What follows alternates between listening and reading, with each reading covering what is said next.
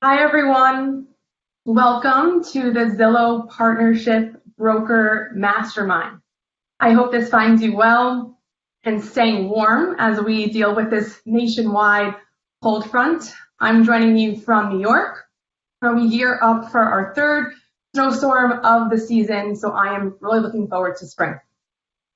Thank you very much to all of our partners and prospective partners for joining us today as we have a virtual kickoff to the first mastermind of 2021. We have an awesome agenda planned for the next hour and a half, and we look forward to helping all of you build upon your knowledge of the Zillow Premier Agent for Brokers platform. I have the honor of leading brief introductions today before we get into it. So let's start with meeting your Zillow team first. Next slide, please. So I'll kick it off. My name is Nicole Nanarello. I am a senior business consultant here at Zillow. I work out of our New York office, and I've been at Zillow for 2.5 years. Just to give you some context into the senior business consultant role, which you'll likely hear us mention frequently today throughout the conversation, you may hear us call it an SBC role. Well, this role is really pertinent to the success of our partners at Zillow. We essentially work hand in hand with broker owners and with team leaders to ensure the overall success of the team and to support lead conversion. We do everything from agent accountability, coaching with the agents. We help to track and review team performance. We work to optimize zip code allocations and everything in between. We essentially are the go-to person for all of you to successfully and confidently manage the platform to meet your goals. Mitch, I'll pass it over to you.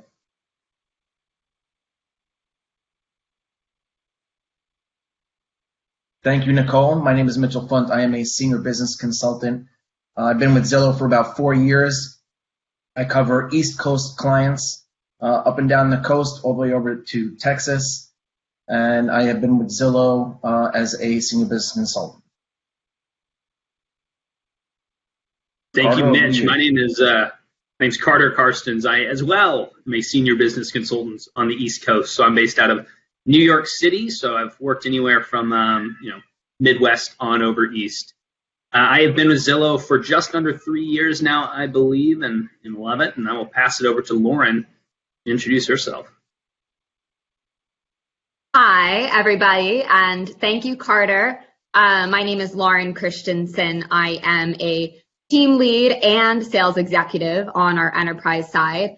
I'm really excited to be here today, so thank you for being here, everybody. So Nicole, Carter, and Mitch utilize their expertise as senior business consultants to grow and scale accounts, where my team's focus is more on the side of identifying and onboarding select brokers and team leads who we deem have high conversion and partnership potential. We have a lot of prospective partners on this call to learn from our current partners. So thanks everyone again for being here. Thanks, Lauren. Next slide, please. I'm going to introduce the partners who are joining us today. Thank you in advance to all of you for making time in your busy schedules to join us today. We're going to go around the room really quickly. I'm going to have each of you just do a really quick introduction, and that's okay. I think it'd be great to know a bit about your location, the size of your brokerage or your team, and briefly just learn about your real estate journey and your experience on the Zillow platform. So with that, I will pass it off to Brian to kick us off. Hey, good afternoon. First off, I want to thank you guys for finding a 12-year-old headshot of me on the internet. I appreciate that. I'll do what I can to try to find and remove that. But yeah, so I've been with Coldwell Banker Community Realtors for 12 years now. I'm the owner of the company. We started with just doing kind of a Premier Agent basic program in the past few years ago, and eventually joined into the broker program a few years ago. So to give you an idea of our market, because I think it's important for you guys, if you're potential customers of Zillow's broker program, to know what our market size is so you can have something to compare it to. We have 4 or 5 offices, 4.5 offices. satellite office, that we have 45 agents. We're the number one company in our market for transactions, and that's about 650 a year, so not a huge market. That's 45 agents, as I mentioned. So that gives you a little idea of our market. We do about 3 million in GCI. So hopefully I can help answer any questions you guys have regarding markets our size and how the broker program has helped us. Awesome. Thanks, Brian. I'll pass it over to you, Ron. Hey, it's Ron Wojciechowski. I am in the Daytona Beach and Palm Coast area of Florida, and I was one of the guys that was early in on ISA, and we did a lot with that. We really helped grow and expand our business, and we are a boutique brokerage, if I guess that's a good word for it. Our team is the brokerage. There's no outside agents within that, and we are growing and scaling with it, and glad to be here to talk with you guys about that. Awesome. Looking forward to it. I'll pass over to Robin. Hi, so my name is Robin, and I manage our client success team here at Triple Mint Real Estate. We're based primarily in New York, but we've recently expanded to a few other markets, including New Jersey and Westchester. And I manage a team of around between 7 to 10 client success associates who typically answer the Zillow phone calls to pass along leads to our agent team, which is around over 200 agents at this point who are active. And we've been on the Premier Agent platform pretty much since the beginning, and then switched over to the brokerage component of it once that was rolled out. Thanks, Robin. Last but not least, Jonathan, I'll pass it over to you. Thanks, Nicole. Thanks for having me on. So my name is Jonathan Green. I run a team called Streamline Properties on Market. We're brokered by eXp Realty. I'm generally in northern New Jersey, but we cover most all of New Jersey, and we do have some people in other states. 35 agents. I originally was doing Premier Agent like 6 years ago as a solo agent. I built one team at a different brokerage and built this team, but we've been on the broker program, and anyone who knows me will find out soon. I'm super OCD on how the system works. So we've been using it on this broker side for maybe 3-4 months, but we're getting a lot of big results. And my thing as a real estate coach and life coach is trying to figure out how to make it work for me and my team efficiently. And Zillow has been a great help to us in doing that. So thanks for having me. Thanks so much. I think I speak for everyone that we're really thankful for your partnership and for you guys to join us here today, and eager to hear all that you have to share with us. I will pass it to Carter, dive into the agenda for today, and then kick us off for our first topic. Next slide, please. Perfect. Thank you, Nicole. Hope everybody can hear me all right. So the agenda today, as you can see, is going to be pretty short and sweet, as we are really just going to focus primarily on 3 topics that are getting brought up on a pretty regular basis. I know on our side, and I know probably on your side as well, as partners in the marketplace. So the opportunity today really is going to be around learning from these experts that we have who are excelling both, in their markets and on Zillow. So really, I hope that you all brought your hot cocoa and marshmallows, because we're about to have a nice little fireside chat. I paused for 2 seconds there for you guys to finish up laughing at my joke. Now we'll move on. But the 3 things that we are really going to discuss today are going to be all around this My Agent tool. What is it? How are teams utilizing it? This is a huge piece of our platform. Then we're going to talk about the customer experience survey. What are the benefits around prioritizing that and making that an emphasis for your team? And then finally, we're going to hit on the competitive landscape and how these analysts are navigating that, as that's been a big source of conversation around the market and around Zillow. So finally, for all of you who are listening in today, on Blue Jeans, there should be a little segment where you can actually input questions. At the end, we're going to have a Q&A led by Nicole, where we're going to get to some of those questions. So please do make sure that throughout today's session, you are inputting questions. If we do not get to them today, we will try and reach out to you via email afterwards and answer some of those. So next slide, please, Sasha. We will get started here. All right, so the first topic we're going to cover today really centers around the My Agent tool. Just a brief, high level. Most of you probably know what this is, but for some of you who may have left Zillow or not been with Zillow before, this is a tool that over the last few years has continued to grow in emphasis on our side because it is so important Essentially what it is one of the backbones of our Premier Agent CRM that agents are logging into every day. And it's the process where every single time that you get one of our live transfer handoff calls, we're actually connecting you to that buyer automatically for 30 days on Zillow. If they come in on Trulia, we're doing it on Trulia. But as you can see here, we actually give you the option to click into that lead and click this confirm button on the left and try to extend that My Agent relationship request out for a year. So once you are connected to these folks over here on the right, you actually have access to viewing their recent activity. You can be proactive, you can reach out, and you can schedule appointments on the homes that they're looking at on Zillow, on the homes that they're saving, so on and so forth. So it's a very, very big piece of our platform, and I really want to learn about what some of our panelists are doing today to emphasize that. So next slide, please, Alex. All right, so to kick off here, we're going to go around the room with our fireside chat. So I'm going to start with Brian. Brian, I'm curious to know, how is your team currently implementing the My Agent tool? What are some of the strategies that you have around that, and how has it been working? It's definitely an important tool. I actually might consider it probably one of the most important tools we have in real estate right now. We're in a short market, low inventory situation. So for us to be able to have a tool that our agents can send out a request to a client that they've been connected to because of the broker platform, and then request to be their agent for up to a year is incredible. With buyers getting, fighting over such a low amount of inventory, we have their attention for a year, and we all know pretty much every consumer is shopping on Zillow looking for houses. So when they can log in and the only agent they see is an agent from our team, we can't ask for a better tool than that. So it's a big, heavy focus that our agents are sending out requests to their clients after they're connected. Each agent has a different kind of process. We have 5 or 6 agents that are on this program. But that is one of the most important things that they'll do at the end of that first call is, let them know that they're going to be getting a survey regarding the service that they've had that day, and that they'll also get a request to confirm that, that we're helping each other in this process.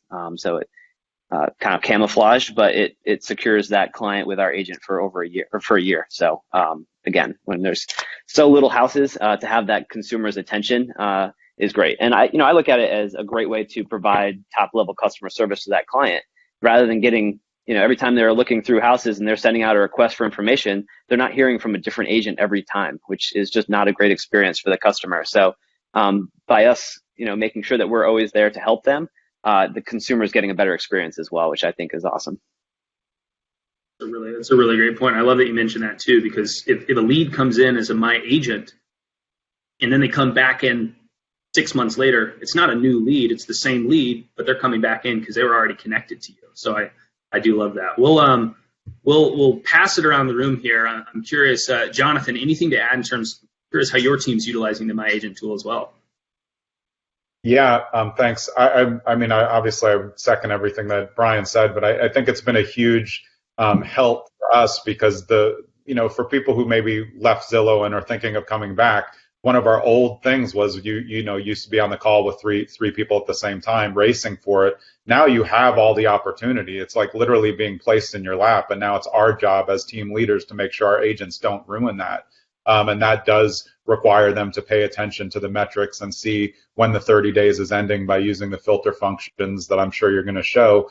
And we do that to make sure that we're giving the best service, but that also, like Brian said, we want them to have a familiar face. The hardest part these days for a consumer, one, we as agents all have to defeat the kind of outward thought that we're all just kind of rotating bobbleheads and anybody can do the job.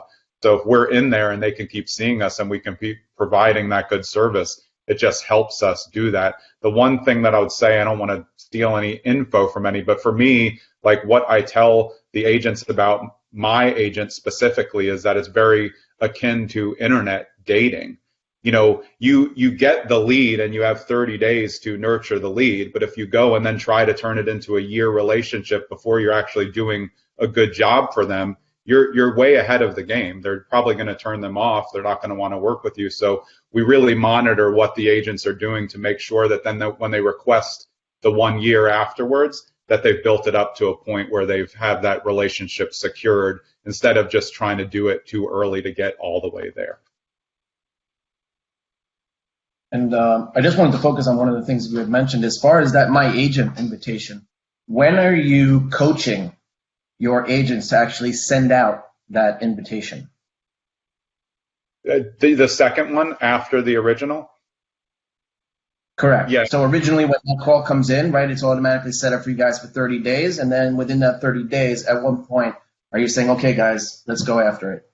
Yeah, well, also I'm monitoring the amount of contact that we've had. Obviously, some leads are quicker to others. We're getting out on almost 75, 80% on appointments, so our appointment rate is really high.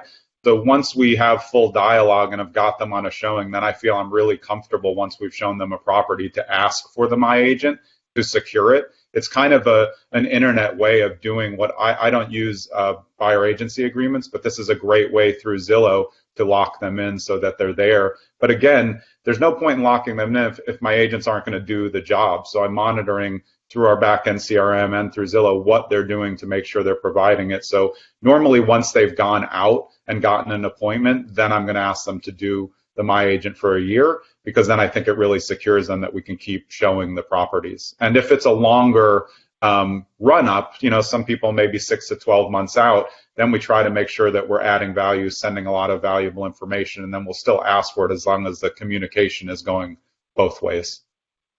Yeah, and I love the fact that you had mentioned that when you're finally out with the client, right? So you're out with them, you've given a good experience, you build some rapport, and you can actually send that My Agent invitation. Obviously, people get thousands of emails. You don't want it overlooked, so you're driving the point home by being there in front of them. So kudos to you. I really like that.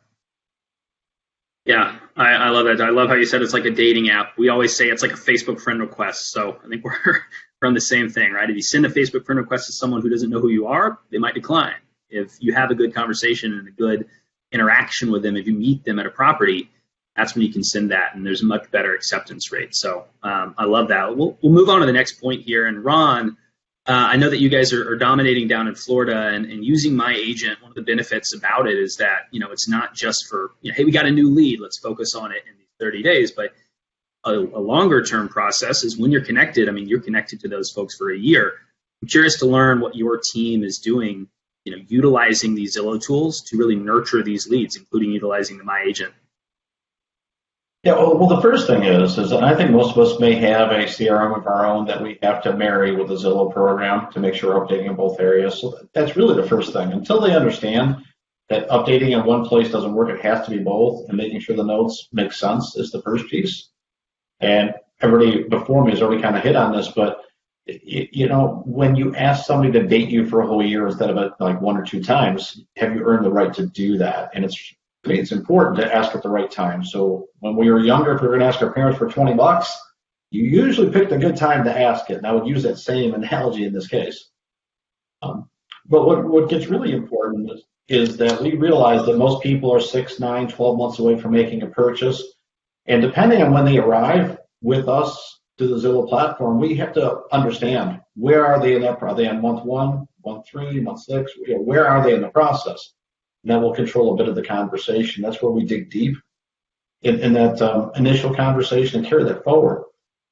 We know that most of the leads we work are going to purchase somewhere down the road, and ideally they're doing it with us, and that's the money's all in the follow-up. So that's the biggest thing that we go through, is to make sure that we're moving everybody through the system in the stages. Attempted contact and made contact, adding notes, take it right to the stage. So in an instant, we can pull up that dashboard. And all right, so who are you currently looking for, and is there a mismatch in there?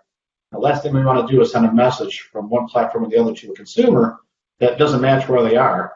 And if we're sending out a great, look forward to meeting you, and we're looking at appointments, it's a really bad message, and it's very controllable, and yet people sometimes fall on their face with it. Great point, and I love it. Anything else to add from any of the other panelists around the using My Agent to nurture leads? I'd like to hit. Yeah, I'd like to hit again on the. Sorry, my thing just flashed on me. the being able to kind of secure that client, and it really, for us, it came down to the customer satisfaction thing. When we started meeting with clients, we really found a strong interest in the client being able to only see one person, because they felt like they're being bombarded. And I think that's definitely an issue our consumers see, is every time they're clicking on stuff, they're getting bombarded with information, constantly being marketed to from different companies. So, we had a lot of clients who were really happy that they could log in and know that they had someone that they've built a relationship with, they have some trust with, that they can communicate directly with. And that's been a big thing for us on that side of it. But I just wanted to add that. Yeah, Carter, I had one more thing if you have time. All right. Just from the team leader's point of view, because I know there's probably people looking into that on the brokerage model, it is much easier for us to see what our agents are doing now with the My Agent, because you can see when their My Agents are about to expire. So if they're close to 30 days and they're not doing the required work to kind of nurse that relationship, then we have a better way to hold our agents accountable and see what they're doing. For me, I want the technology to be an assist for me, so I don't always have to text the agents or Slack them or send a message in Workplace. I want to be able to look at the data, and if it's not complete or updated, there, including what we were saying about the stages, that's all important to me, and obviously it tells everybody on the back end what's going on. So I think from a team leader's perspective, the My Agent is really important, because you can see how well your clients are working, and then obviously use that with CSAT score to evaluate how you're doing overall as a team. Absolutely. I love that. I think I'm sorry, do you have something to add, Ron?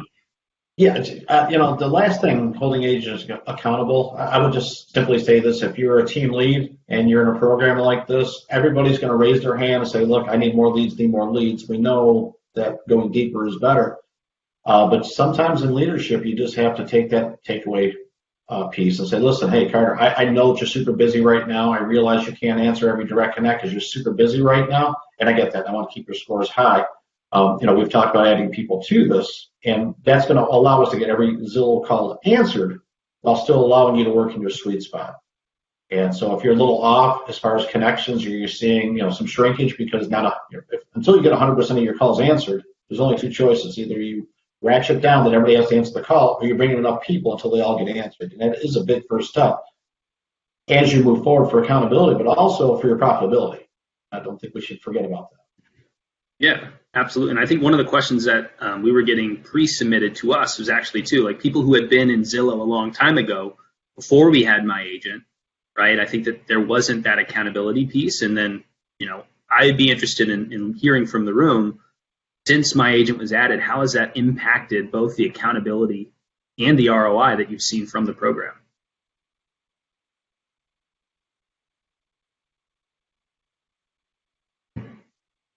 We'll pass it over to, I'll call back on Brian. So since it's added, we've definitely seen an increase in the ROI for sure. I don't know if I could nail it down to the My Agent particularly. It's just we've been growing the program considerably, but I keep going back to customer satisfaction. I mean, that's where we've seen the biggest return on investment, and if you can put that into happiness or client happiness, is turning down the noise and letting a consumer focus with an agent on finding that home of their dreams. That's been the biggest thing. We've definitely seen a return on investment in this program. We wouldn't still be doing it if it wasn't a moneymaker. So. Anything else to add from anybody else before we move on? All right, Dasha, next slide, if you will. All right, so this is just a My Agent Z tip. We're super creative over here. Z stands for Zillow. But as we were talking about, I know Jonathan was mentioning this earlier, one thing that I just quickly want to highlight at a high level is actually if you're going into the Premier Agent CRM and you hop into the Contacts tab, sure, again, a lot of you are familiar with it if you've been on there, there is actually a spot where you can use the little filter button that's up here in the top left. And like Jonathan mentioned, you can filter by active My Agent relationships.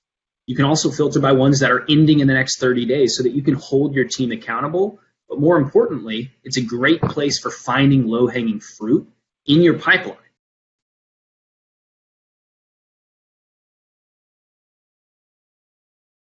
Four months. And so one of the great pieces of this My Agent tool is that you can filter by, hey, who do I have in my pipeline who's active right now as one of my Agent connections? And maybe if they went away 6-7 months ago, you can go back on here and you can actually sort your whole pipeline by recent activity. So this lead, for example, Robert Horner, you can see that he was recently active today. The lead was created back on January 27th. So, hey, this person's come back in and it looks like we haven't talked to him in a couple of weeks. I can click on view activity, see what he's browsing, reach out and set up a new showing. And you've got access to that for the whole year so that you can continue to keep track of the moment that somebody comes back onto Zillow and is browsing for a home, and that's where you can meet them, be proactive, and provide that excellent customer service. So if you have any other questions about this, we're happy to dive deeper in any individual sessions, and we'll follow up with some more information. But I will pass it on, and we'll go on to the next topic. LC. Carter, can I just add in one thing? There? Absolutely. Just for agents and team leaders, everything, what I do a lot is I stalk their activity here. Obviously, I'm doing it in my backend CRM too, but what I do is, the consumer doesn't know that you can see all of the things they're viewing. So when I see that they've saved 3 properties, I go into my CRM and I pick those 3 properties and mail them to them and say, hey, are these, these just came on the market. Are you interested in these? They don't know that I already saw it in Zillow. They just think I'm doing a great job. So I'm using all the technology available that I'm getting and the data from inside my agent to seem like, I think I'm doing a good job, but it's obviously appearing like I'm just literally sending them everything that they're already in love with. So that's kind of like a sneak tip that you can do, and you're just giving them what you want, again, from your platform if you want, or from Zillow. I saw the audience. Great way. Sorry, I saw the it's audience. also a great way to in there. Sorry, the activity is also just a great way to monitor to see how likely this buyer is of really honing down on a certain property type. Like we'll see some consistency. The people who really are going to transact, we see a consistency in the type of property that they're looking at. So it helps the agents feel a little more confident that the time that they're investing into this client is going to be worthwhile, because it's not someone who's looking at a $750,000 house and a $200,000 house and a $1.5 million house. They see some consistency. They know that their time is being spent well servicing this client. So it's also a good way to keep the agent focused as well. Sorry to interrupt there. Mitch, I think I heard you. Do you have something you wanted to add? I was just saying, as they were mentioning what they were saying, I saw the audience writing all this down. So great points, great tips. Absolutely. All right, we will go ahead and move on to the next topic. I will pass it over to you, Lauren. It looks like Sasha is already on the ball with the next slide. Love to see that. Thank you so much, Carter. So as you can see on the slide, I'm going to dive in to our next topic of the customer experience survey. Some of you who have been with us for a while might have originally known this as CSAT, and we sometimes still accidentally say that, but now it's called the Customer Experience Survey. So same thing as Carter, I'm just going to provide a short overview first. Unlike Carter, I'm not going to be giving you a joke about marshmallows though. So anyway, the Consumer Experience Survey is more important than ever as we move toward a world that's more focused on providing opportunities to our strongest partners. So our customer experience scores are actually the most important metric that we look at for sold out zip code openings and flex interview opportunities, things that our best and strongest teams want to be striving toward. As you can see here on the slide, this is the survey as it appears to the consumer. So it's very simple for the consumer to open up their phone from the email and respond to these 3 simple questions about their experience with your team's agent. So we send these surveys out. As you can see in the bottom right-hand corner, there's the cadence within 24 hours after the initial call, 15 days after, and 45 days after. Sasha, next slide, please. Okay, so in the spirit of our fireside chat format, I'm going to start with a question to Robin. to kick this off. And then panelists, please feel free to add your thoughts as we just did for my agent. So Robin, let's start with you. What processes have you implemented at Triplement to improve and maintain your team's customer experience scores? Thank you. So this is one of the exciting initiatives we've been working on over the last couple of months. So prior to recently, we just relied on our team's customer service to generally be good. So our scores were always in the mid 80s and it was just never a concern. But it wasn't until we actually actively implemented specific procedures that our scores rocketed up to over 90 and now have stayed that way for since before the holidays. So I believe since December. And what we did is, first of all, we made sure to mention the survey on every single call. So whether it ends up being someone we can work with, whether it's someone who's just looking to answer one question or be connected with the listing agent or something generally, regardless of the consumer, we always ask them, hey, if you've had a great experience so far and you feel you've had a good experience on this call, we'd really appreciate the 5-star review. You'll be receiving a quick survey from Zillow right after this call. So just even saying those words to a consumer every single time consistently has made a huge difference. And then in addition to just simply stating that the consumer would be receiving a survey, we have follow-up procedures in place that are actually automatic. So we have an automatic follow-up system to send a text to the consumer a day before they'll be receiving the 15-day survey and the 24-day after survey, giving them a quick heads up that they will be receiving that survey. And that's done without the agents having to do anything, without my team needing to do anything. That's just an automatic system we have that I've put in place. And then in addition to this, we actually send an automatic email to the agents as well, letting them know that their client will be receiving this text message and this survey. So that way we have a 360 loop between what my team is doing in our communication with the leads and how the agent is communicating with their own leads. So this gives the agent an opportunity to take ownership of the survey and of their communication with their client by being the one to relay the information that Zillow will be sending them a survey. So besides the actual mention of the survey on the initial phone call with the lead, all of the rest of the procedure is automated, except for the agents, of course, whose responsibility it is to also be communicating actively with their clients about the surveys that they'll be receiving. So we found that to massively increase our scores. I can even just add in, I work with Robin in Triplement, and it has been incredibly impressive to see that because where they're at in New York City too, they are receiving a good amount of leads. There are a lot of people that are coming in, so they have the option. Their scores could fluctuate if they weren't doing the right procedures, but she has implemented a process to where instead of maintaining in the 80s, they are consistently in the 90s, and they're one of the best reviewed customer satisfaction teams in the country now. So they have done an excellent job, and I'm sure that he would love to share more for anybody who's interested in those processes and to get you guys. Of course. And thank you, Carter, for your suggestions. Carter has been great of giving us the suggestions and pointing us in the right direction of what we need to do to get our scores up. And I think the most important thing besides having those automatic systems set up, so there's no user error or responsibility to the agents to do a lot of follow-up, the other component of it is to just be incredibly consistent. I think if you're only asking, if you're only mentioning the survey if you've had an exceptional call, or if you consider it an exceptional client, you're doing yourself a disservice because the survey is going to go to them regardless of who they are and what they're looking at. So it's really important to make sure you mention it for every single person, no matter what. Yeah, absolutely. And I don't know if this was mentioned, but Robin, you mentioned that you were in the mid 80s. And what exactly is your score now?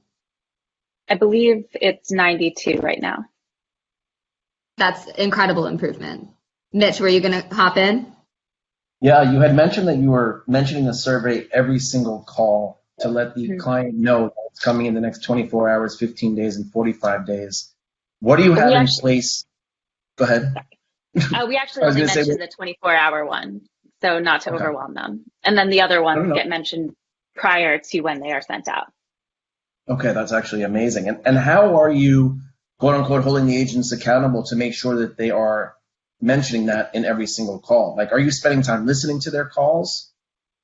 So two ways of answering that. The first is that I actually have a client success team. So we have a team of agents who field every single phone call and then pass the leads along to agents.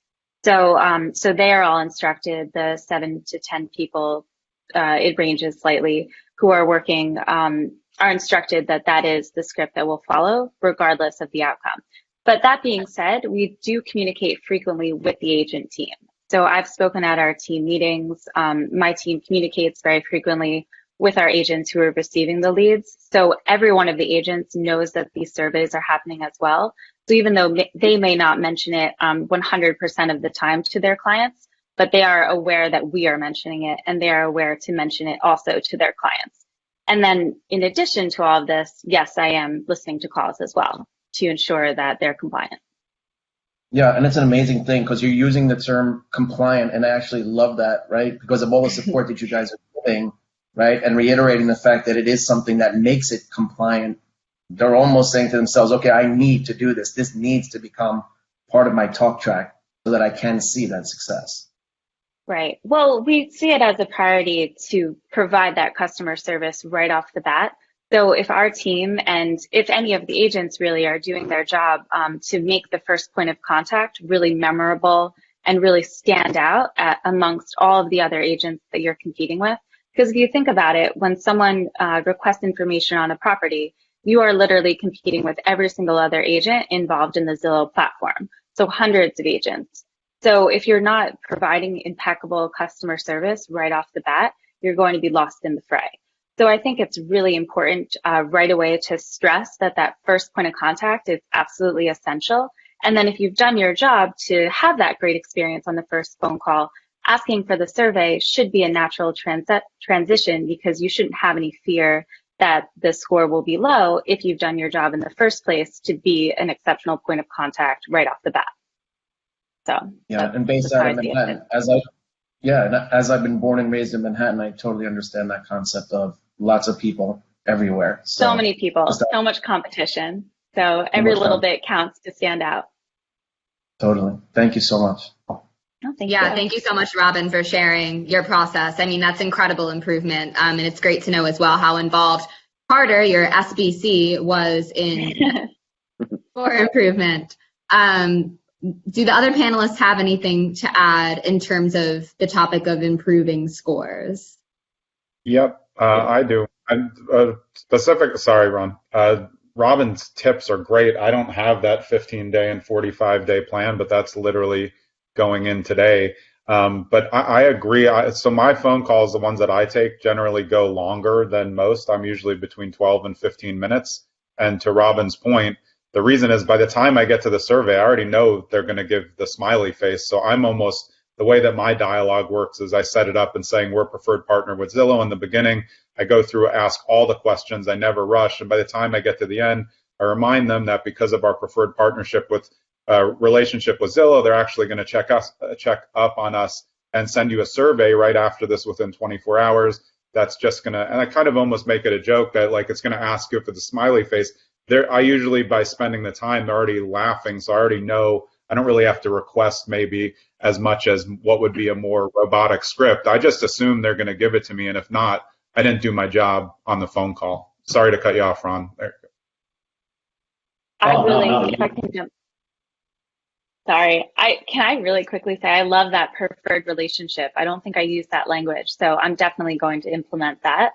And also, I like that you make it a joke as well. I think it's really important. And I also think at this point, consumers are so accustomed to getting surveys for everything, from their food delivery to their Netflix to literally every service that people use right now sends a survey. So it's not something that's going to be completely in left field for them. So I think it's also important to recognize that this is the way society is right now. So it's not going to be as much of a shock or surprise to anyone as a consumer. And to roll right into that too, like what Robin just said, is people like to help people, right? So if you just took this client who called in about a property and you've answered all their questions, and at the end, is there anything else I can do? You're gonna get the survey. You've spent that time helping that consumer who just met you, off the internet. I think they're going to be more likely to fill out that survey for you too, if you're letting them know, because you've just given them your time, and they're certainly going to be willing to give the time to you. And that's one thing that we really have our agents do, is really make sure that that's part of the final conversation, is to, have I answered all your questions? Is there anything else I can do to help you today? And that's certainly improved our score a lot. We also have monthly meetings with our agents, and it's become a little bit of a competition. We kind of keep the scoreboard going, and we're kind of acknowledging what everybody's scores are. And everyone I see now, I'll run into an agent, and he's like, I'm 1 point away from 90. I'm going to be best of Zillow in no time. I also implemented a bonus structure for agents who get into that best of Zillow. So I don't know if it's the money or just the pure love of helping people, but either way, our scores have gone up considerably since we've taken the time to really focus on bringing it to the consumer's attention that the survey is going to happen. But the agents are also, I think, because of that, they're spending more time and making sure they're doing a phenomenal job right off the start anyway. So they're getting those smiley faces anyway.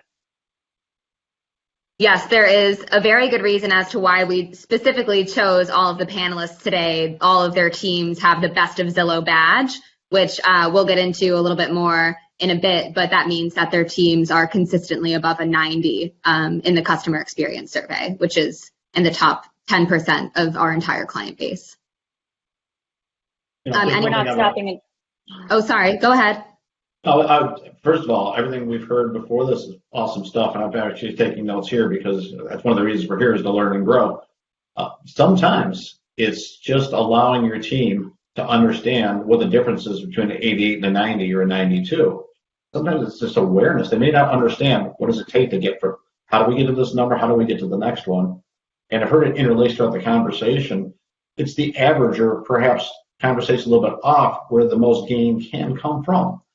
And if you set it up properly, and it could be as simple as, listen, hey, it's been a great conversation. I actually got some really good notes here, but it's been my experience, usually during the conversation, a new question kind of pops up. What else should we be talking about? And now you've opened the floor, that you've listened, you've heard, and you can almost move the nurture one step forward within the call by just recapping it and doing a reset. And I think that's where we see a lot of the growth, is just getting just a tiny bit granular, and that's what moves that little bit of score on the ones that are a little bit off. Because when it's a great call, you're going to get it. Those are the layups. It's all the other ones that you have to move on that really drive the score forward. And that's probably my 2 cents on that. I just have one follow-up, Lauren. I think because Robin had touched on it before, I think Mitch had asked. So I play back a lot of the calls on our trainings. I'll play back my calls to show them what I did well and what I didn't do well.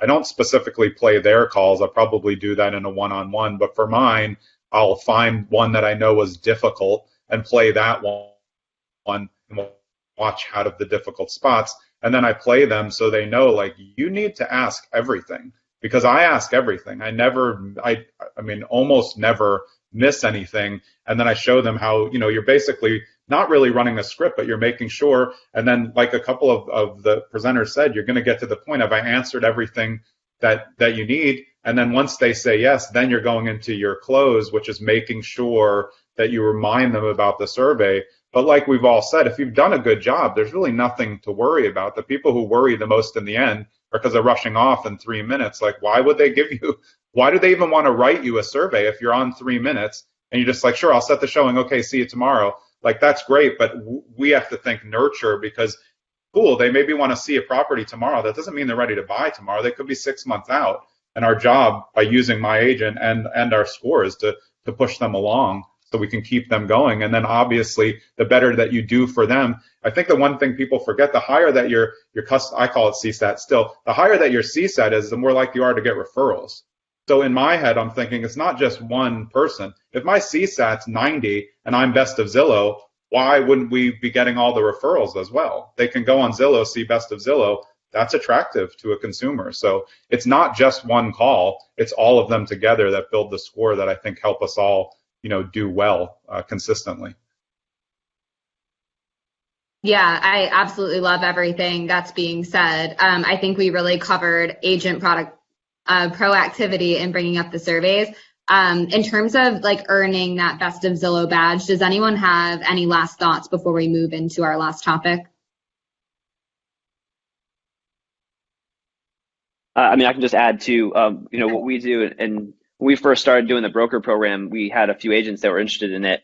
As it's grown and the other agents have seen the success that the agents in our Zillow team are having, we've actually created a kind of a contract with minimum requirements, expectations. So now we've got agents kind of fighting for that, making sure they're giving phenomenal service because they know that they've got a spot on the Zillow team and there's 2 or 3 other agents lined up behind.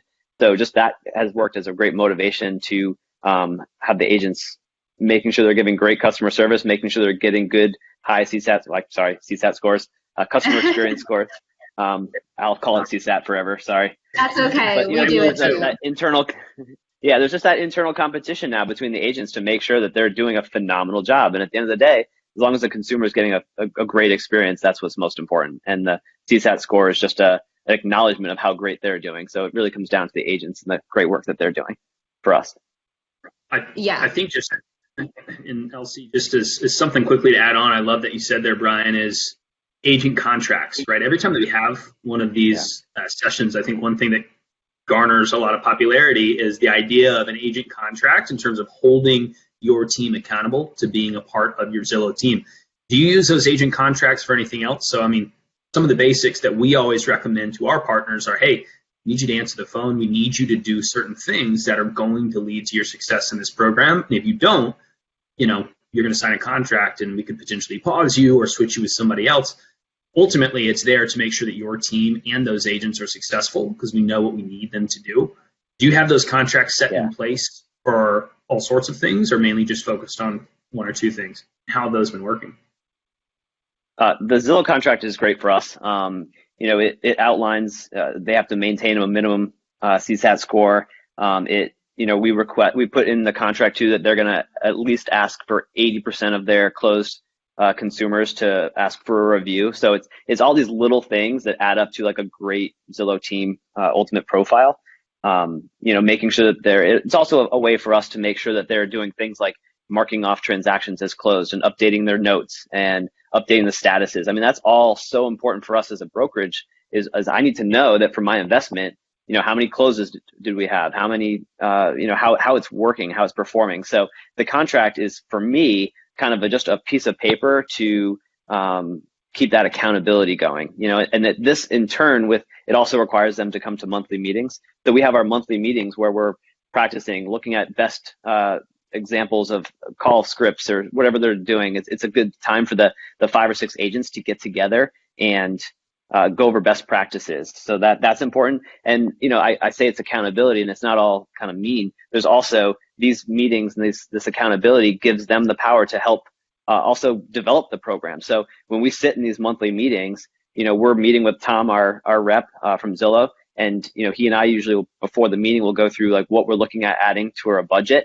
But then we bring the agents into it and say, okay, agent, Libby, for example, you've killed the CSAT score. You're at a 91 now. You're doing great. What areas are working for you? Do you want to expand those areas? So we're holding them accountable, but we're also using this time to let them have a voice to where we're growing and what zip codes we're adding into our kind of portfolio. And, we've gone from spending a few $1,000s to almost $6,000 in a few months because they've done a great job. We held them accountable. They did the work. They made customers happy, and they've had a voice in saying where we want us to grow our footprint.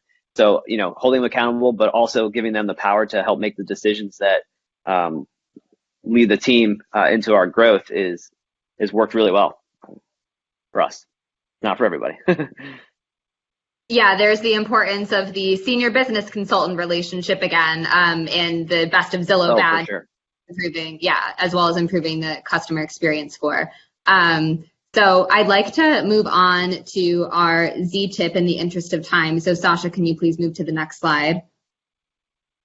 Thank you. So I have a few tips. I couldn't choose just one. Number one, and Robin mentioned that her team does this, follow-up text within 24 hours. Remind the consumer of who you are, which brokerage you're with, and just really create that relationship with anything that you talked about, just letting them know that this is a special relationship and you have stood out versus any of the other agents that they could have been in touch with. Secondly, I don't know if even some of our current clients might know this, but the customer experience score is an amalgamation of the past 40 surveys. So in order to, for instance, get into a sold out zip code as a new client, you need 40 surveys and they need to be as high as possible. This is a fun fact. Zillow agents transact 40% more often when they have an experience score of 90 or higher. As we reviewed, that is best of Zillow. So you can see the smiley faces that we also talked about. This is the scale at the bottom here. So you can see to the top or to the far right, 90 to 100 is best of Zillow, which is less than 10% of our entire client base. I will end this topic at this and hand it over to Mitch. He will be covering the current competitive landscape. Thank you, LC. So far, you guys have been absolutely awesome. As I mentioned before, I am born and raised in Manhattan. However, living in New Jersey, Bergen County, and where we come from, we do s'mores by the fireside. What I want you guys to think about right now is we're going to do Mitch's version of Simon Says. So raise your hand if you guys are challenged with multiple offer scenarios. Everyone, very, very good. Raise your hand if you are challenged with low inventory. Okay. Keep your hand raised if you are working with FSBOs, trying to convert those guys to be clients and get them as listings. And last but not least, keep your hand raised if you guys are nurturing your clients through buyer fatigue, waiting for the right home to come on to the marketplace. Okay, so we all are experiencing the same challenges. This will be a great conversation for you guys. What I want you to really think about as you're responding to some of these questions is, first of all, how are you winning multiple offer scenarios? And on the back end of that, how are you supporting your agents who are involved in those multiple offer scenarios? And I'd like to ask Jonathan if you can kick us off with that, please. Thanks, Mitch. So we have a pretty detailed, I coach a lot. We're on 4 hours a week, and those are specific full team coaching, and a lot of it is around multiple offers as we prepare for the spring here. I'm in northern New Jersey. Most properties getting 20 bids, some get 40 bids, and buyer fatigue is real. But I set my agents up, one, with full coaching on why, and then I set them up with the full system, which includes this is what our email looks like to go to the other agent, and this is what the package that we're going to deliver as part of the offer. It's going to have a nondescript, no photos, cover letter from the client. They're told what 3 things need to be in it, who they are, why they love the house, and why they're the best buyer for that house. And then our letter to the agent is a secondary positioning for that. It's me explaining to the agent, dear agent, this is, these are my clients. We're happy to submit this offer. And then what I do is I'm summarizing everything for the listing agent to make it as easy as possible for them to work with us. So our cover letter, which all the agents get and they use it as a template, is, dear agent, a little bit. This is what is contained in this in one PDF. We have it zipped in one PDF. And then it's the cover letter, offer, seller's disclosure, lead paint, COVID form, and pre-approval or proof of funds. And then underneath it says, and I also wanted to summarize the offer for you, because as a listing agent, when you get 20 offers on a property, like, you just want to cut to the chase. I don't want to look through 13 pages. So we summarize the entire offer price, first down payment, second, mortgage, closing date, all of those things, and any special conditions. And we do have a fair amount of special conditions that we use to help win offers. Our most preferred language, which does still protect the buyer, but also tells the seller that we're not going to be a pain, is a buyer will limit inspection repair requests to major is a key term, structural, foundational, plumbing, electric, environmental, or safety issues, which in general major is used as a term because major can be something to anybody.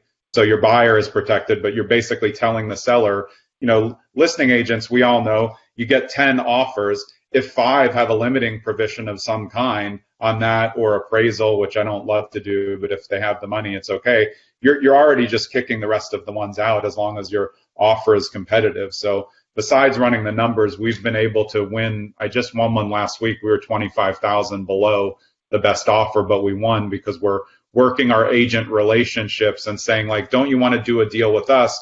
We have a very streamlined process. We have a team success manager who's going to get the thing through. We have all the dates, and we present ourselves really as a team. So for even newer agents, for them to use our template, they're coming across. We're getting feedback from agents that I know said, oh, that agent knew. It looks like they've been doing it for a while. And it's because we set them up with those systems so that they can, understand the landscape and where they have to go, but also follow a format where they can't really mess it up. Sorry to be so long-winded.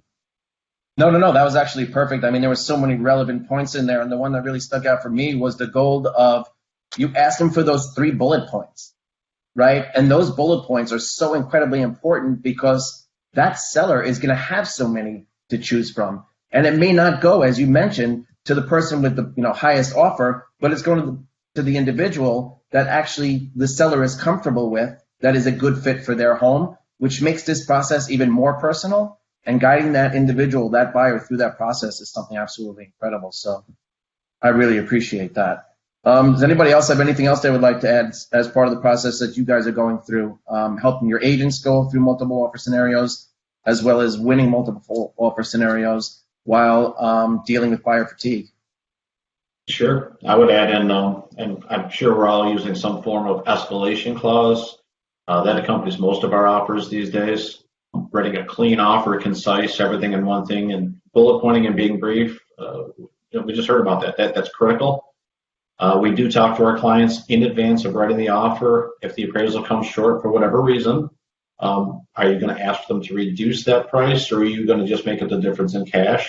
And that's important that if they're agreeable to that and they want the property, then that helps us with the offer process. And we have the in-house transaction management as well, so those pieces are certainly all in place, and it does make a difference. But keeping those offers clean is important, and anything that you can add to it, that's a bonus. So if you have an initial deposit and after inspections you have another one, and a shorter inspection, really whatever you can do to keep yourself in the top 3 or 5 if there's 10 or 20. And you're right, if there's 10 offers, the more thumbtacks you throw on the floor for them to walk over, they're gonna dismiss it out of hand. It's got to look like it's something. The last thing I would say is your financial partner's got to play a role in this. And I'm absolutely sort of a guy that if I have 10 pre-qual letters and 5 are in the running, I'm calling all 5 lenders. If those lenders are not available to answer that phone call, we don't dismiss the offer, but I got to go back to the sellers. Listen, I couldn't verify, we don't know the proof. I want to know that the proof of funds is solid. If the banker isn't there, need to know that's solid. And I came across one the other day where they self-generated a lender letter online, and it was sent to us, and it was a complete fraud. So I'm the sort of a guy that, even though it's on paper, I still want to verify it, and it's saved us a couple of times. Important to bring up. Yeah, so due diligence is important. Due diligence is definitely important, and we know humans are a rare breed. So obviously that follow-up is key. Go ahead, Jonathan. Yeah, I just had one thing. Those great points by Ron. One thing that we do to add to it with the financial, because I think it's so important. So most of our clients are, obviously buying with a mortgage. We recommend that they provide not just the pre-approval, but also a proof of funds so that the seller understands that they have the money for closing costs. They have some X amount in the bank. That mortgage is a choice. Not necessarily that they could pay cash, but like that it's not close. You never want to, because the thing that mortgage lenders do that we present the highest pre-approval no matter what. So if they're buying for 700 and they're pre-approved for 900, I put the 900 because I don't ever want the seller to think that they're at the top of their budget. So when they come back and say, oh, sellers, sometimes they'll say like, well, can't they pay more? I said, yeah, they can just get a better house. I mean, they love your house, but they have more money, which I think helps. So when you provide pre-approval and proof of funds, you're foreclosing any of the questions that they normally have. And just like Ron said, we tell our lenders on the buyer side, like, you need to be ready to answer the questions. They're going to call, have you verified all the documents? Is this really a pre-approval or is it a pre-qual? So the pre-qual, it's not going anywhere. So I think the pre-approval and proof of funds has been a big thing. Almost nobody submits like that. So when we do, if we're 10,000 behind, we're probably going to win because they just don't want to go and call someone else. Hey, can you send me a proof of funds? Like, we've already cut them out by doing everything to make sure. So the finance part was a great point by Ron. Thanks. Awesome. Anyone else want to add to any of that? No, I just want to say, and even more great points, just to add another word to that. It sounds like in your market, your track record matters, that you're delivering time after time again. And I got to believe that you're winning things 10,000 below because you have system and process in place that's unbreakable. Great job. And I would say, I think the one thing, obviously we're using all these tools from Zillow to enhance our business, but again, it's always going to be agent to agent relationships. I know as a listing agent, when I get 10 offers, I want to see an agent that I really want to do a deal with. So people know that my team, me specifically, my team success manager, who is a whirlwind, will close the deal and will do exactly what we say. And when we say we're not going to be a pain in inspection, we are not going to be a pain in inspection, because I will not let them be a pain. And they have to be able to trust me, because there's nothing worse than getting the 12 offers, picking the best one, and they say, oh, we're going to waive inspection, and then all of a sudden they're asking you for $30,000 for a chimney. You know, you have to know that everybody's going to come through. So I think it's all part of the same process. And as all this relates to low inventory, right, for sale by owners, where people that own their own homes think that they can actually go out and do the job of a real estate agent, not realizing exactly how difficult it is and all the steps that are included in just what you had mentioned, as far as what you need to prepare as far as a good package. And what we're seeing is that it's incredibly important to be able to get in front of your client, right? And we know there are minimal homes available for them to be able to see. So how are you guys in this competitive landscape achieving that opportunity to get in front of your clients? So you have that first meeting. Well, if it's our Zillow leads, we're utilizing that My Agent. That is so important for us. When we've got towns where there's literally one or two houses for sale, so we're trying to make sure that we're nurturing that relationship, that we're getting out there and meeting those clients at the first opportunity we possibly can, and then we nurture that lead and use the My Agent to make sure that when they're that one other house pops up, that we're the agent that they're going to call as soon as they see that house, if our agent isn't already reaching out to them. So it's the My Agent is been the key for low inventory for us, for our team. I think that's what's keeping our agents pretty competitive on the buyer side right now. Hey, yeah, I had something I wanted to hop in and add a question actually for Robin. Robin, I know you mentioned something to me yesterday that I thought was interesting.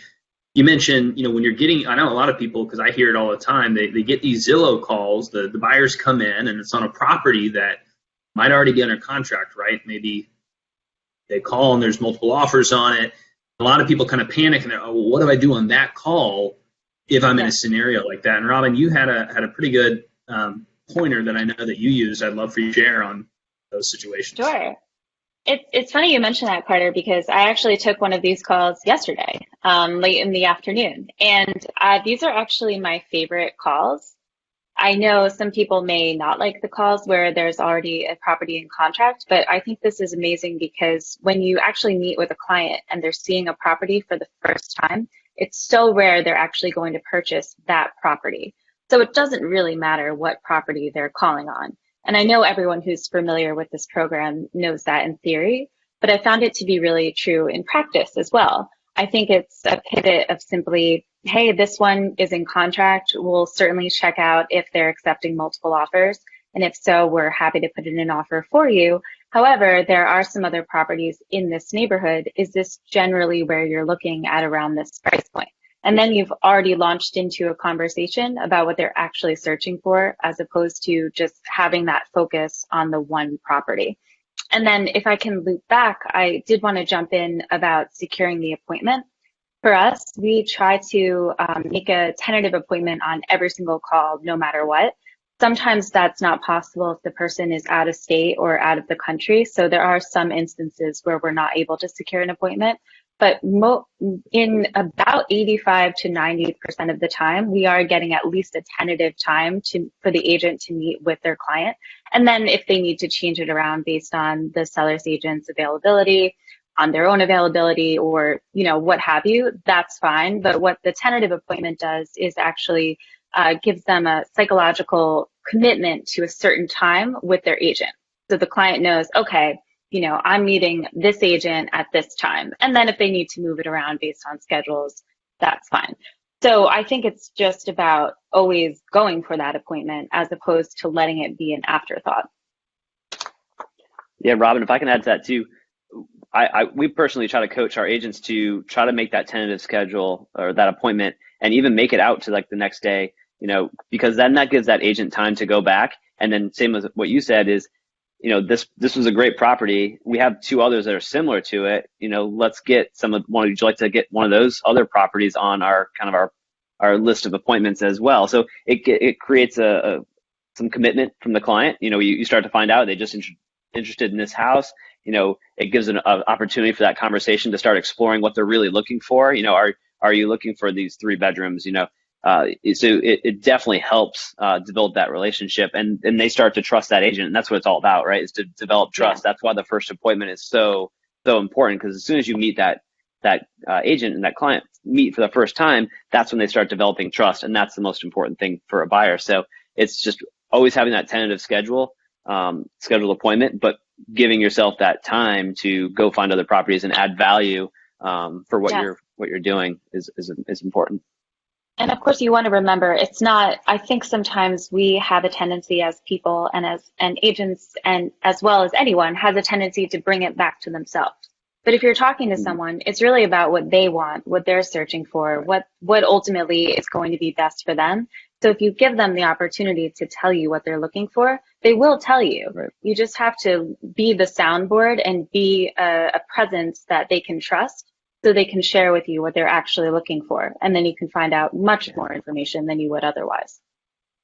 I think that's that transition, right? Where it becomes this person who I just got connected to on the internet to, wow, this is someone who cares about my interests and is really going to help me, go into a house and is interested in what I need to know. And so I think it's a great opportunity to switch that, the internet dating thing into like a real date and a real person.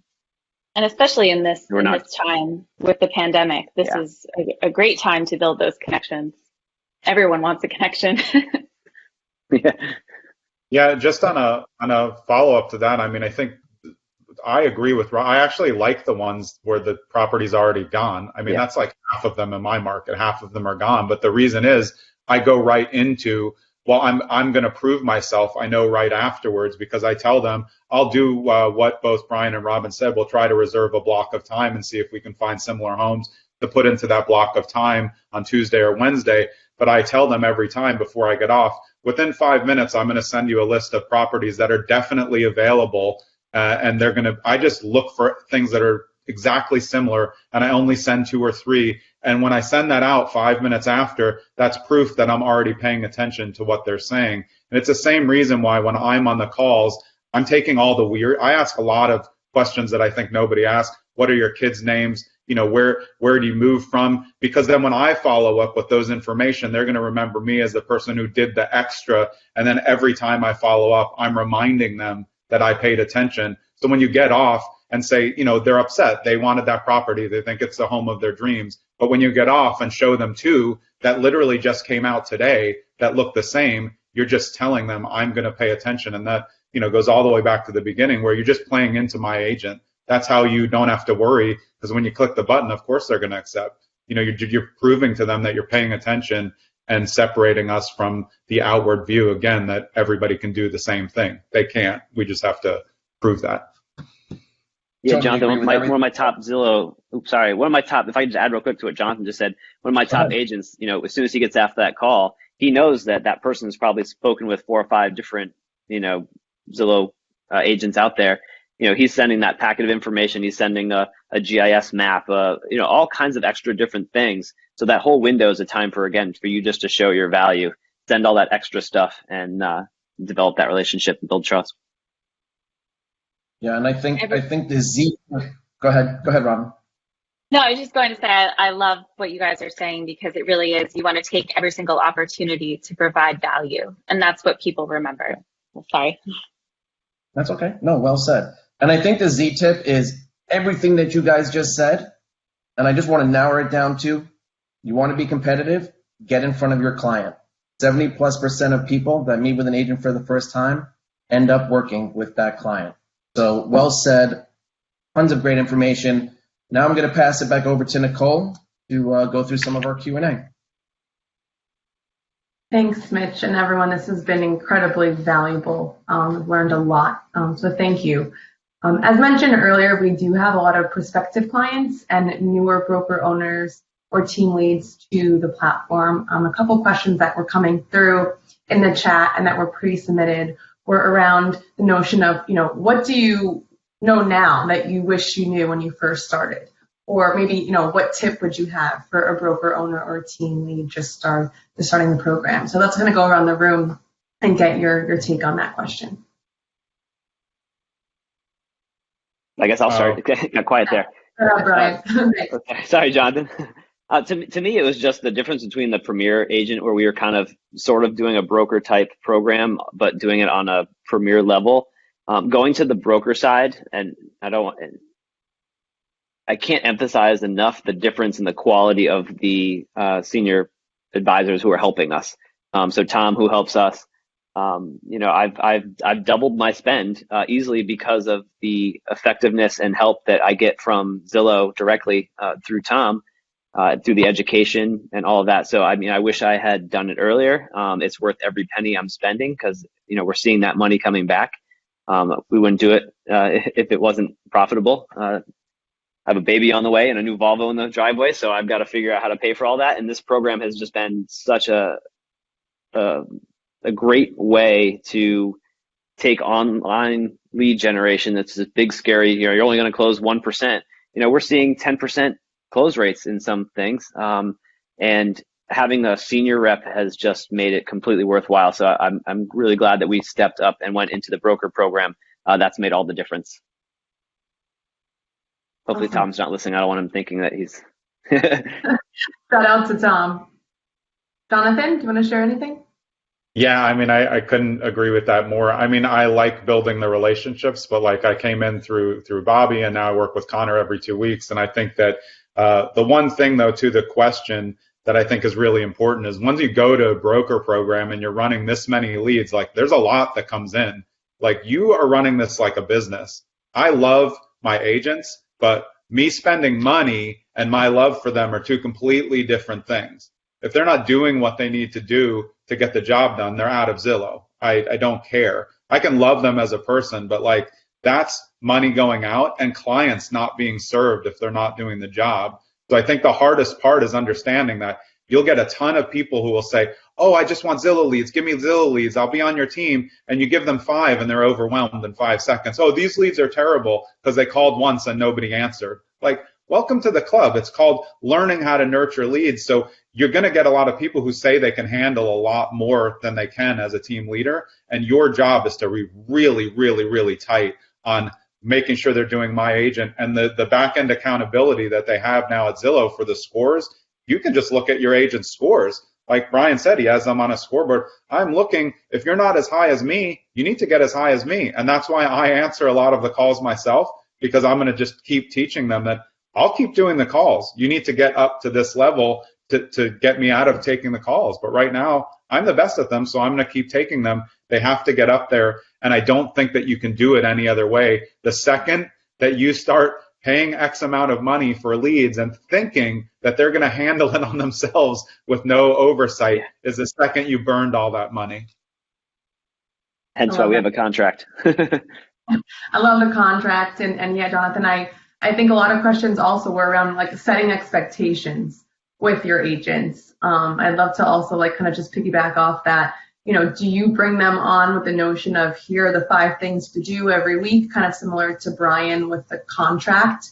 And then, of course, it sounds like you are removing them from the team if they are not meeting those expectations accordingly. So my team is built heavy on coaching, so they're not touching leads for a while until they get in. They'll get scattered leads, but only 4 of us are on the phones right now because we don't need really more than 5 in a marketplace. But it's built on the coaching. they go through role plays with each other to practice their scripts. They listen to my calls, and then they're supposed to emulate them. They record some of them, put them into Workplace, then I can see how their scripts are going together. That helps me evaluate who's closer to ready to get on the phones. But also, we did 4 direct trainings with Zillow, with Sandra Hansen, and I'm watching everything that they do on the training. Do you have your camera on? Do you have your camera off? Are you listening? Are you taking notes? Because, again, this is what you have to scale up to, and they will get pulled out from it. But we build on the coaching, and then I think it's by listening to the calls and running through, not really scripts. We give them what they're supposed to say, but they're all supposed to take their personality and make it their own. I don't want robots answering the phone. I want them to use their own unique things to be funny and develop a relationship instead of reading a script, like a robot. Yeah, more like a guide than a I love that. And yeah, I would definitely add in a couple of things right now, and all great points here. I think as a business owner, check your ego just a little bit and say, okay, maybe we don't hit that percentage out the gate. And if we took the mindset, rightly or wrongly, that, hey, we're going to be losing money the first 6 months doing this and killing it in 12 months down the road. If you're beating the odds and doing great the first 6 months, fantastic. But in most cases, it's going to take a first 6 months of investment to nurture those leads, to get those 6-month nurtures in the pipeline. That's what I've found over the years. So you have to stay with it long enough to see the success. It's a super big piece. Now, we like to talk about, and I'll just give you the HHCC, the agents that win with us. They're typically hungry, they're humble, they're coachable, and they're competitive. And of course, they got to be hungry to pick up the phone when nobody else is going to pick up. They got to have that gene within them, and they need to be humble and being able to be empathetic in this market. There's no question about that. Now, coachable, if they're not able to take those 4 trainings seriously, and for me, I took the training with them, the whole team, first time through, everybody took the training, and I was engaged, and I was probably asking the most questions, and I was doing all the work to lead by example. So if you're disengaged from the coaching, they may not follow. Well, they're going to follow your lead. If you're disengaged, they'll disengage. The last thing is competitive. If they see an 88, hey, what are your observations? And just listen. And I believe that's what pushes you through to go from where you are to absolutely where you want to be and make it profitable. Great point. Robin, anything else to add? Unmute. I actually wish I had known how valuable the best of Zillow metric was a bit earlier, because I think we were just relying on generally good customer service to carry us, as opposed to being more purposeful about it. So I wish we had put a purposeful follow-up procedure and system in place earlier, but now that we have, I'm very thankful. And then also, I'm really stoked to hear how valuable my agent is. And I think it's something our team can definitely implement more. And I think it's just such a valuable tool to actually see what the consumer's viewing and favoriting, and kind of having that extra insight into how we can help them, how we can provide a better service. So I definitely feel very inspired after this panel to get even more involved in that as well. So this has been really helpful. Thank you so much, everyone, for sharing your thoughts. It's been great. Thank you. One final question, and we're going to wrap it up as we're coming close to time. There was a question submitted asking about recruiting. Are you using this program to recruit agents? And if so, how are you framing that? I love that question. So if anyone wants to just chime in if you have an answer, appreciate that. I will, because mine's like the opposite answer probably to what people expect. If anybody on my recruiting call asks how many leads they're going to get, I terminate the call and never talk to them again. I have no interest in feeding someone leads. They're always going to talk of how big they are. If they're not coachable, like Ron said, it doesn't make any difference to me. So I don't want people who want the leads. I want people who want to get coached to learn how to be the best at the leads. So I know experienced agents, it's different. If they have a track record, they're doing 20 transactions, that's different. I'm happy to give them leads. But the worst conversations for me are people who have no business coming in saying, how many leads am I going to get? You're going to get none because you don't know what you're doing yet. And when you get some experience, then you'll get them. But I think for team building, it's a really tough dynamic to sell the carrot of this is all the leads out there, because I can tell you from experience, the majority of people will not perform to the expectations until they go through your system of how you do it. So I use it the opposite way, to be honest. And can I add to that too? And I think, a lot of people have mentioned training, right? What I tried to really get the agents to understand is this isn't training on how to do real estate. Like, most of the focus that we were really excited about with the Zillow training was how to handle an online lead. So that's, to an experienced agent, it was very, very hard for them to understand the differences in the mentality of how you handle that first call. It's totally different. So in terms of the recruiting, we're taking newer agents who that we see hungry and running them through these training programs. So we're looking at it as an opportunity for education. So we'll go out and recruit and say, we've got programs and partnerships with Zillow in place that will allow you to go through some of the best training on how to convert online leads, which, as we all know, is the direction of pretty much every consumer today. That's how we get new consumers. So we're using it as the training aspect of it as our recruiting kind of carrot to properly train you guys how to handle, the new shape of real estate. I definitely should have said that. Obviously, the parameters of being best in Zillow, that's a huge pulling point. It's just the lead part that is the thing. Yeah. So maybe I misunderstood. I am 100% with Brian on that. It's a big part of who we are to be best of Zillow and to give them the opportunity. They're just not getting it when they walk in the door. Yeah, for sure. Got to earn it. Got to earn it. I love that. So we're going to close it out. There were a lot of questions asked, so thank you all in the audience. If there are questions were not answered today, please follow up with your Zillow rep. We're happy to facilitate future conversations and get to the bottom of any of your detailed questions that we didn't have a chance to answer today. And we will be following up with things like scripts and details of the topics that we did discuss for follow-up. And then with that, I will let Mitch close us out. Awesome. Thank you, Nicole. Thank you to just an awesome panel. Again, me taking notes as well, so definitely appreciate all of your thoughts. A couple of things I want you guys to look out for as far as the audience is concerned. We are going to send out a survey. We want your feedback. Just to let you know, we read every single survey that comes back. Also, if you are working with a SBC or if you have a contact at Zillow, please look out and ask them for a recording of this content so you can review it, share it with your teams. If you don't have a contact at Zillow, call us. We will connect you with somebody and we will get you that recording. Thanks for joining. Will the survey have